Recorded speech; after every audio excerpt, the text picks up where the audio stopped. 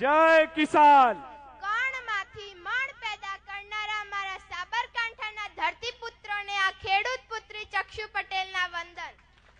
આપણે વર્ષો પહેલાના અસુરો જેવા કે રાવણ, તાડકાસુર, નરકાસુર, મહિષાસુર જેવા નામ સાંભળ્યા છે, પણ આ છેલ્લા ઘણા દિવસથી આ હુડા નામનો અસુર અવારનવાર રંજાડ કરી રહ્યો છે.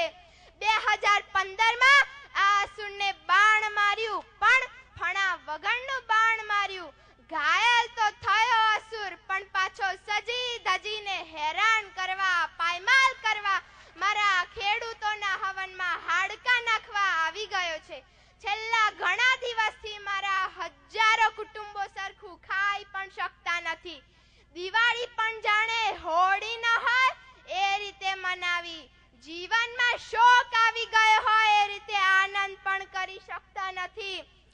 છાના માના ખેતરના ખૂણે આંસુ સારે છે, કારણ કે આ હુડાસુર એમના પરિવારમાં હોળી કરી રહ્યો છે.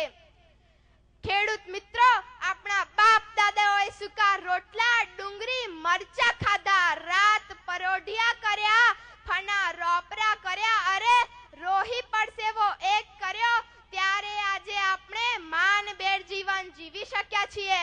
લોખંડી પુરુષ સરદાર પટેલે પણ કહ્યું હતું કે આ જગતમાં છાતી કાઢીને ચાલવાનો અધિકાર ફક્ત ને ફક્ત આ જગતને અન્ન પૂરતા આ ખેડૂતને જ છે.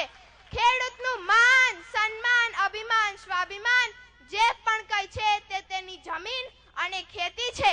આજે હજારો લોકો ગાયો ભેંસો રાખીને પશુપાલનનો વ્યવસાય કરી પોતાનું ઘર ચલાવે છે, જ્યારે આપણા બાપ દાદાઓએ આ સોના સરખી જમીન પર આખી જિંદગી કાઢી નાખી.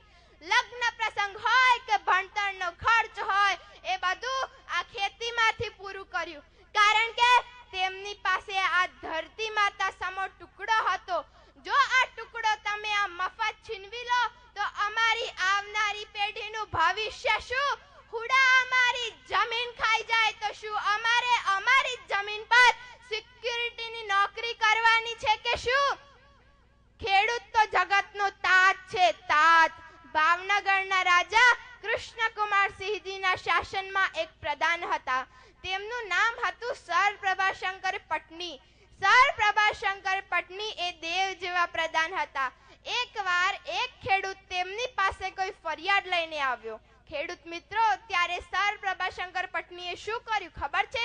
તેઓ ઊભા થયા, ખેડૂતને પોતાની પાસે બોલાવી પોતાની ખુરશી પર બેસાડીને કહ્યું, બાપ, તમે અહીંયા બેસો, તમે તો અમારા સોનાના ઝાડવા છો. અત્યારે છે કોઈનામાં આવો વિવેક? ખેડૂત જ એક એવો ઉત્પાદક છે કે જે પોતે ઉત્પાદન કરે છે પણ પોતાના માલની કિંમત કરી શકતો નથી, જેને એ પણ ખબર નથી કે મગફળી ક્યાં બેસે, છોડની ઉપર કે જમીનની નીચે.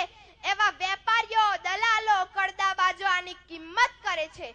માર્કેટમાં મારા ભોળા ખેડૂતની મશ્કરી કરે છે, પણ યાદ રાખજો, તેના ભોળા હૃદયની તમને હાય લાગશે ને તો તમારી પાછળ દીવો કરનાર કોઈ નહીં રહે. અરે ફૂલ સાઈઝના મોટા મોટા કીડા પડશે, કીડા. ખેડૂતની પાછળ કેટલા લોકો રોજગારી મેળવે છે. તેના ખેતરમાં કોઈ જાય તો તે કદીએ મોઢું બગાડતો નથી, હસતા મુખે આપતો જ જાય છે, આપતો જ જાય છે. પકવે છે પોતે, પણ પહેલા ચણ ખાય, ચોર ખાય, મોર ખાય, ઢોર પણ ખાય, અને વધે તો તે પોતે ખાય. માર્કેટમાં જાય, પોતાનો હક કહેવા જાય તો દંડા પણ ખાય. આવો મારો ખેડૂત જમીન જતી રહેશે તો શું, એની ચિંતામાં સુકાતો જાય છે. આવા મારા 11 ગામના ખેડૂતોની વેદના સમજવા આજે આખા તાલુકાના ખેડૂતો અહીં આવ્યા છે, કારણ કે ઘાયલની પીડા ઘાયલ જ જાણે. સમગ્ર પંથકમાંથી આવેલા ખેડૂતો આવા ધરતી પુત્રો જ છે, જે આ 11 ગામના ખેડૂતોની સાથે આવે છે. તેમને હું આ ખેડૂતની દીકરી મારા હજારો ખેડૂતો વતી નતમસ્તક સાષ્ટાંગ પ્રણામ કરું છું. આવો, અમારી સાથે જોડાઓ. જો આ ધરતી પુત્રોની હાય લાગશે ને તો તમને ક્યાંય સુખ નહીં મળે. જે આવ્યા છો એ અમારી વેદના સમજજો. જો અમે સુખી રહીશું ને તો આખા જગતને ખવડાવીશું. હવે અમારી સહન શક્તિની હદ આવી ગઈ છે. આ હુડાસુર અવારનવાર રંજાડે છે. આ વખતે તેને પાતાળ લોકમાં પહોંચાડી દેવાનો છે, તેનું શ્રાદ્ધ કરી દેવાનું છે, તેનું તર્પણ કરી દેવાનું છે, તર્પણ।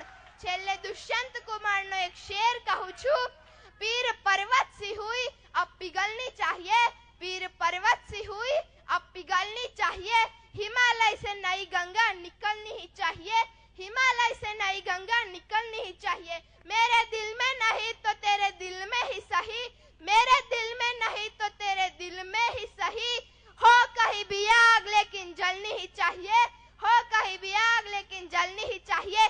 जय जवान, जय जवान। खेडूत एकता, खेडूत एकता। नमस्ते।